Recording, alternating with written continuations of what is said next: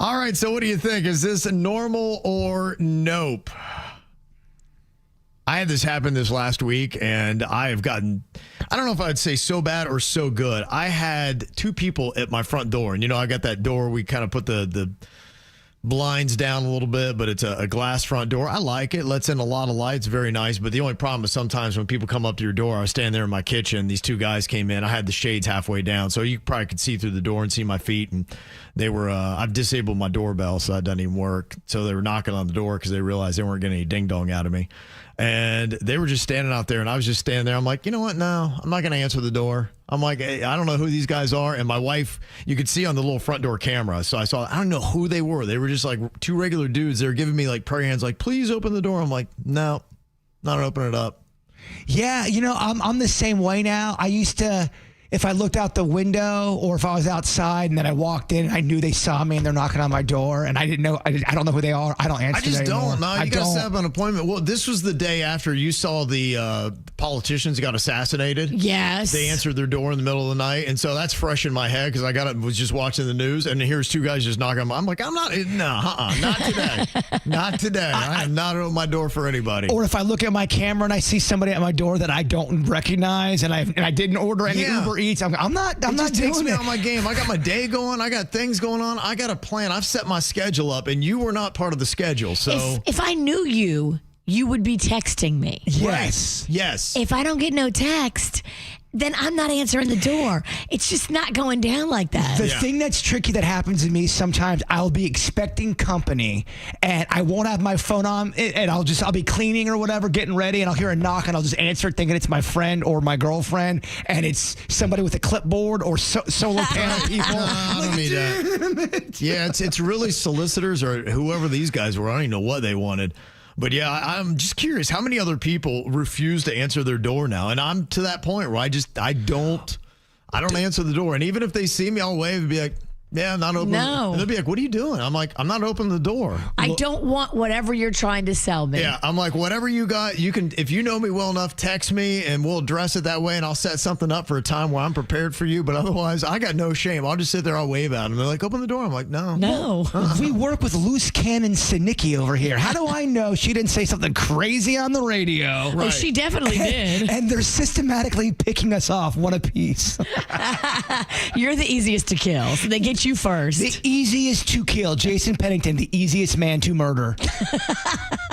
So I'm just curious how many other people do that, because I would say that I am now in a place where I refuse to answer my front door. I've gotten to that point now with just stories and life and everything else that's going on. I'm like, no, I'm good. No. I've recently made the switch. Yeah. I'm with you, brother. So how many people are in Camp Kev where you just refuse and they could see you through the door and they know you're there and I'd be like, sorry. No. Where's your appointment? I don't know you and I'm broke. I'm assuming you're here to stab me. You want something from me and it's none of it's good. Nothing. Stabbing, money, time. I'd rather have you stab me because I can at least talk about that on the radio if I survive. But if you just take up my time, I'm like, just stab me.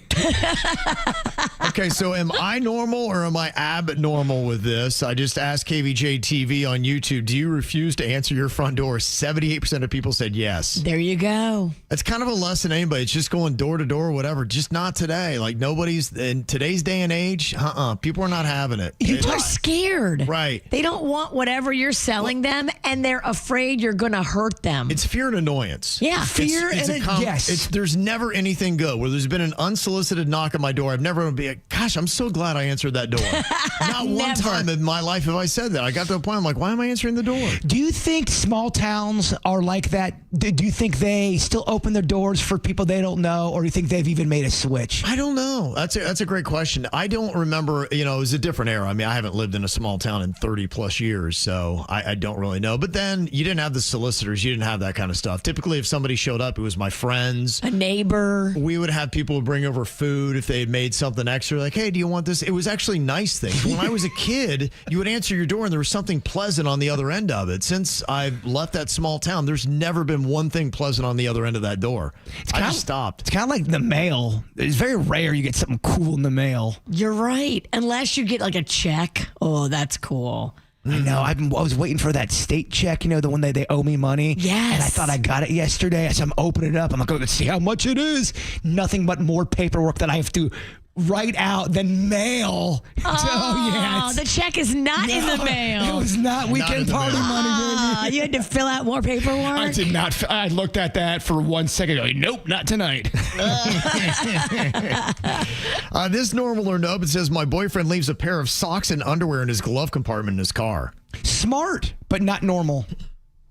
Okay. Yeah, smart, but definitely not normal. But what if he craps himself? You're right. I've heard of some ladies leaving a pair of underwear in their glove compartment. I don't know. I guess, something might happen. They need to freshen up a bit. You never know. Never know, but how many people do that? You don't think it's to the level of being normal? I think it's smart, and especially with this dank South Florida air, Right. like that's actually smart to get that fresh, clean, panty feeling. You might need a fresh pair of drawers midway through your day. Amen. What about this person who says, I lick potato chips before I eat them? Not normal, but I definitely get it and understand. I used to suck. You still do. I was going to say, dog, you left too long of a pause there. I'm like, why did you pause there? That is not the place to shut it down. Too long of a pause.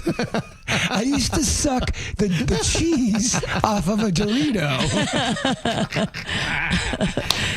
I think one time I was all greedy and I wanted to get to that flavoring. I did it and I put the chip in my mouth and it was so gross that I'm like, no, you need the flavor. You need the flavor. Why would you even eat the chip at that point? Because it's then gross and soggy. It's got your slobber. I know it's my slobber. I still don't want it. You're deconstructing what they tried to do with the Dorito. Right. Like, just let it be. It's fine. When we were kids, we would eat the Cheetos because they looked like chicken legs to us. So we would act like we're sucking on the chicken leg.